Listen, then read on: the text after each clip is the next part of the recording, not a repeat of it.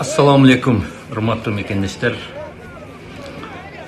Biz Kırgız'ın jigitleri geçe günü 8 Mart ayaldardын el aralık mayramın kızlarыбызды, энелерибизди, жалпы аял затын кызуу куттуктап жаттык.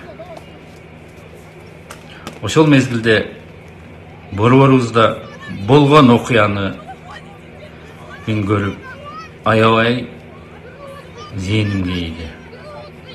Качан Кыргыздын жигиттери башына калпак кийип, бетин бет кап менен жабып сабады эле.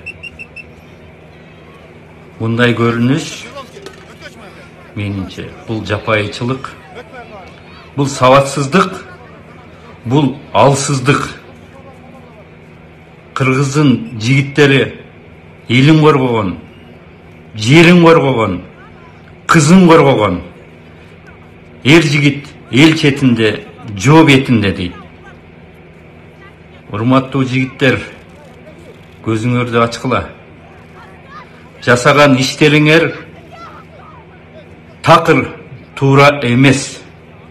Жигит деген, мырза деген, эркек деген андай болбойт. Алсыздарга кол көтөрүү, назиктерге кол көтөрүү бул алсыздык. Жигит деп айтыштан, Кыргыздын мырзасы деп айтыштан мен ошолорго оозум барбайт. Ал жигиттер, алсыздар, кыйын болсоңор, бетиңерде бет капты чечип, келгиле, сүйлөшөлү. Начали избивать девушек только что. Вот они убежали вон туда. Колпаки, потому что вы не патриоты. Милиционеры абсолютно никак не реагировали на происходящее. Ачуучундукты бир гана биздин Фабула ТВ YouTube каналынан угасыз. Жазылууну унутпаңыз.